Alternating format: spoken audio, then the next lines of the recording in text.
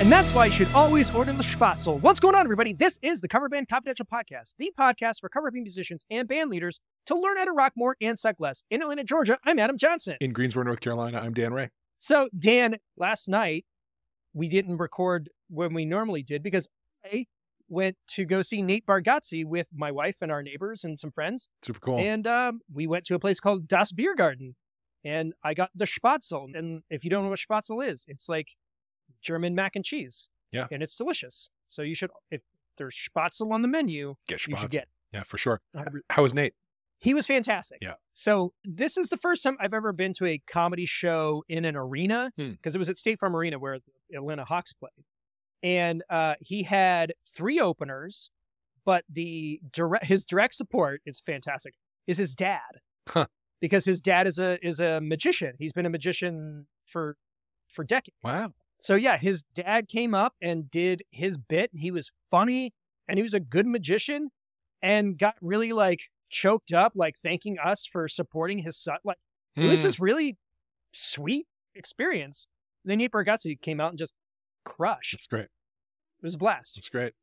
I've seen one comedy show in a stadium setting. It was Louis C.K. came here to Greensboro and I saw him here. It was when a lot of people were canceling their stuff because of the North Carolina bathroom bill. So a lot of artists were canceling things, and he did not, and instead gave all of his proceeds to LGBTQ benefit stuff. So he's like, why cancel it? Why not just do it and be helping? Yeah, it is a little ironic that he didn't cancel over the bathroom situation. I mean, that's another story for another podcast. Maybe another group of dudes with mics can talk about. Yeah, that one's not for us. Yeah. Well, other than that, how's it been going, man? It's been good. You know, I played a karaoke on Saturday night and went really well. Place was full and bumping and playing with me and interacting. Fun. And then this week I have acoustic private holiday parties on both Wednesday and Thursday.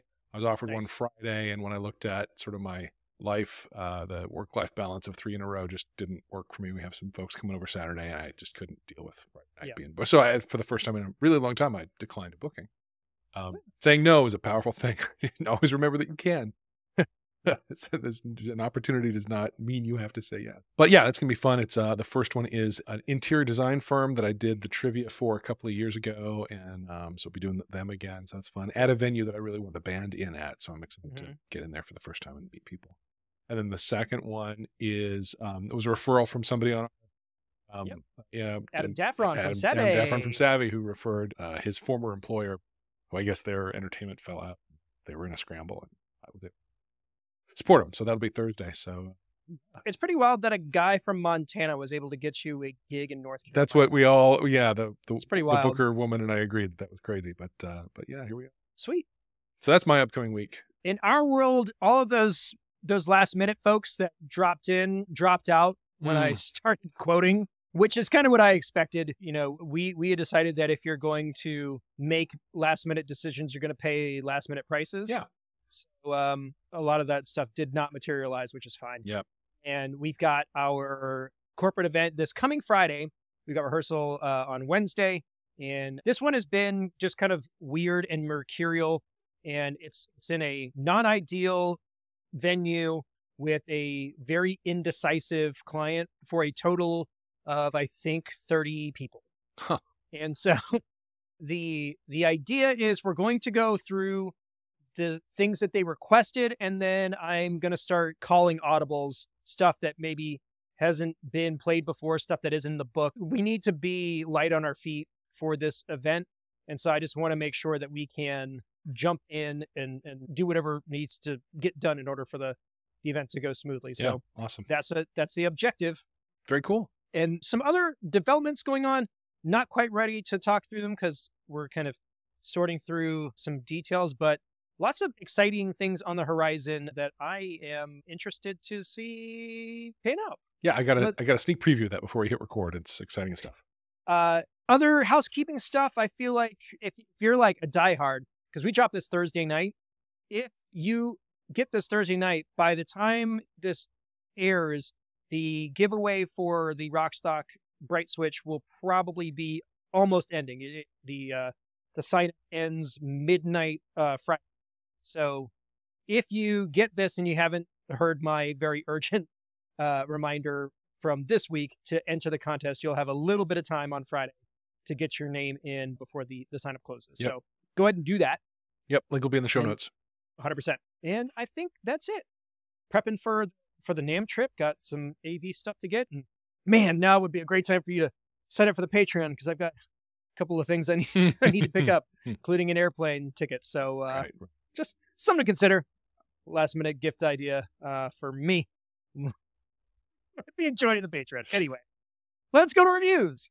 This one is a 5-star review from somebody with the greatest name ever. Yeah. This is Bandy Dumbledore Batman.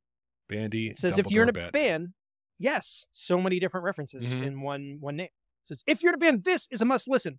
I play in a cover band, and this is my #1 weekly podcast. I've learned a lot listening to these dudes, and it's nice to hear the perspective from fellow cover bandies, which I think is a word that he created. I like it. So big thanks to Bandy Dumbledore Batman for the kind words. Oh, Bandy. I get it. Bandy. Like Covered Bandy Dumbledore Batman. Well, but he spelled it differently. He did. He did. The Bandy in his name is with a Y, and the covered Bandy is spelled with an I-E-S, like candies. I don't know. I don't understand, but I like it. I don't have to understand. That's the thing. It's like it speaks to me without my having to have an understanding. It's all good. Just like Tool, the band. I don't understand it, but I like it. Yeah. The only thing bad about Tool is their fans. And I say that as a person who likes Tool, but hates Tool fans. I mean, their behavior is like their band. Well, no, the Maynard's always like, we take our music seriously. We do not take ourselves seriously. And that's not what Tool fans do. Right. There's a really great article from, Hard Times. It says 10 reasons why Tool fans are smarter than you. According to me, a Tool fan. And it's great. Tool fans understand genius. They understand music theory. They're educated. And it literally goes through. It's smug and hilarious. That's good. And I've got a story about Tool fans that if you don't follow me on TikTok, you should, because it's a doozy. I didn't even tell Dan about that one. We'll wrap that up afterwards. Anyway, Look forward to it. big thanks to Bandy Dumbledore Batman for the kind words. If you would like us to read your favorite Harry Potter character and DC comic book hero, leave us a review and we'll talk about it. So one last thing before we get into your story. Yeah.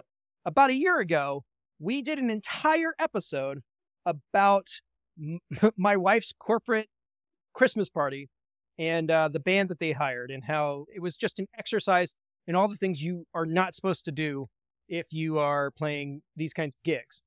Well, wouldn't you know it, a year has passed and there was another Christmas party to attend. And so we did. This one was at a music venue called the Roxy, which is in the new Brave Stadium complex. They call it Truist Park. And they had a band playing and they were called Color the Night.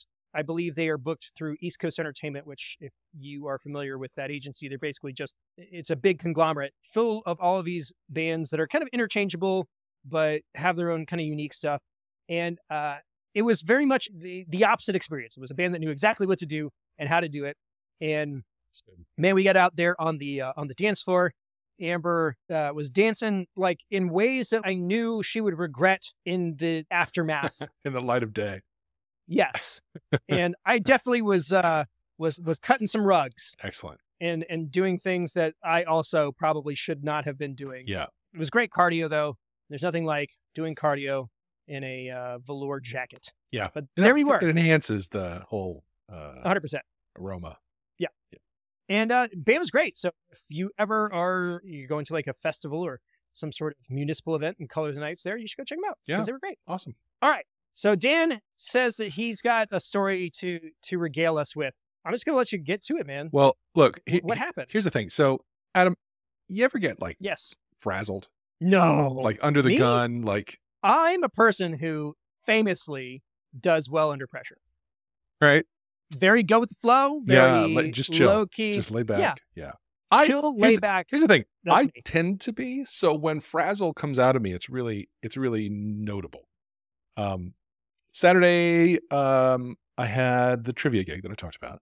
That on Saturday morning, I realized that I had created a Facebook event 7 to 10, and the Instagram event that the band the venue had posted was 6 to 9. So that was the beginning of my day coming off the rails. I updated my Facebook post to make it 6 to 9. I contacted the people who I knew were coming and let them know the time had changed. It's fine for everybody. I had some stuff to deal with during the day on Saturday, including holiday-ish. The tree's lovely, but it ain't my day. And for a year now, I've had most of the time a weekly standing acoustic gig. And so I've traveled with my acoustic PA rig in the back of my car. Hadn't had to think about it. Everything's just there. I pull up to the venue. I go, well, we had to carry some stuff in my car a couple of weeks ago, and I didn't have a regular acoustic gig. So I was like, well, fine. I went back down to the storage unit. We practice and I store gear, 15 by 20 indoor climate controlled storage unit. I unloaded everything, emptied up the back of my car. We went and did that task, and my car's been empty ever since. And so Saturday afternoon, I knew the move was I need to go to the storage unit, pick up my stuff, load it up, go to the gig. Somehow I got tangled up in some family stuff or I can't even remember what it was. I was running late, and I knew I had to go out of my way to get to the storage unit, get the stuff. It's like, there's all those things I got to do. You collect all the things and remember which all the parts are and remember how it all fits in my car, which it's been a few weeks since I unpacked it. And I do think I know all that. But so I get down, get in the storage unit, get all my stuff, load the car. I forgot one thing. It was the mic clip. I'm short a mic clip in my life. And so I have to steal a mic clip from another mic in the storage unit, bring it so I have it for the other second mic for the carry. So, okay, I can remember that, fine. But I still get this itching feeling like I'm forgetting something, like this back of my head, like, what the heck? It's something. Like, something is, I don't know what it is. And this venue is way out the north side of the town. Like, there's no quick run back to the storage unit. That's not a thing. It's, well away from where I am. So I trust myself that I look in the back of the car and I got everything and it's all fine. And so I kind of, bless the back of it and hope it's all good, close the car, get in it, drive away. Get to the venue, start unloading. I have enough time to unload. It's fine. And set up and everything. It's fine. I start setting up. I get everything ready. I get my power cables all set up. And what I don't have is my power strip. Power strip got stolen out of the D'Addario backpack to power a thing upstairs at my house, not returned to my backpack. And I knew that, and I thought about it earlier in the day Saturday. I saw it there sitting in the hallway, and I thought, I got to remember to get that. And I didn't get that. So now I'm at the gig. The power's across the room. I have my power strip. I say to the manager, hey, I've done the dumbest thing. I just forgot my power strip. You got a power strip laying around? She would have, except that it went to a venue that they're doing a remote at, sponsoring a table and doing taps at that night. So they don't have a power strip in. So I Google, there's a grocery store 9 minutes away. I drive to it. I buy a power strip. Its cable is like a foot long. So I also buy a 20-foot extension cord. Fortunately, the hardware aisle of the grocery store has both of these things. Scream back to the venue, plug everything in. It's now like 6 minutes to downbeat, which is, I'm already hyperventilating. I'm like a punctual guy. And like, if I'm not set up, sound checked, and had a quarter of my beer by downbeat, I'm in bad mental place. I am. I'm a mess. A couple of my regulars are already there when I come screaming in with my purchases. And they're like, hey, where you at? Like, I thought I'd see you here. Well, I thought you would too, but I had to. So plug all my crap in. It all works. No tweaking needed to the sound. I actually just plug and play in terms of the sound, which is a miracle. That place is really, really brittle in terms of the acoustics, so would have been tough. Yeah. Here's the thing, though. The first thing, my reaction, aside from knowing that I now had some logistics to deal with and the timing was going to be tight, my reaction to discovering what it was I had actually forgotten and satisfying that itch in the back of my brain was pure relief. Just like, oh, that's what it is. Okay. Now I just need to deal with that. But my anxiety about what it is I've forgotten, gone. So I deal with that, come back, have a bit of a scramble to get, downbeat happening. And then I do, right on time, play a great gig. It's all good. Get paid well, tips well. It's all a fun night. Pack up. I load up. I go home. I have a day. It's Sunday. I have a nice nap. This morning, I get a phone call from the storage place. The storage place says, oh my God, sir, your storage unit is unsecured. It appears that there's no lock on the door of your storage unit, and we need you to come down here and rectify this immediately. Okay. So I get in the car and I race down there and walk down the hallway to my unit. There's no lock on the door. I open it. Everything's in there. Everything's fine. Everything's fine. And the lock, which I was supposed to put on the door when I left, is sitting on the shelf where I put it when I've opened the door. So what has clearly happened was what am I forgetting? Oh my God, I'm forgetting something. What I forgot was to close the door and lock it to my storage unit before getting in my car and driving away. Oh, man. Yeah. So that's the exciting thing about that. Anyway, everything was fine. Nothing was gone from my place. And the door was closed. So I presume at some point somebody was alone on campus and saw that the door was open and like graciously closed it for me. Because it's not like I had closed it and not locked it. I think I left it open and drove away. But it must have been what happened. So, I put the lock on and I went into the office and said, gosh, thanks for the heads up. And he said, yeah, no, it happens. He said, it happens. But be this a lesson, right? In the moment of frazzle, really just take a damn deep breath and slow down a little. You're actually going to solve your problem by continuing to move 1,000 miles an hour. What's going to solve your problem is to stop and just be present and aware and not making assumptions. Just be aware of your surroundings and your situation and take care of stuff. It was a scary moment. Driving back down there this morning was like, I just couldn't stop slapping my head.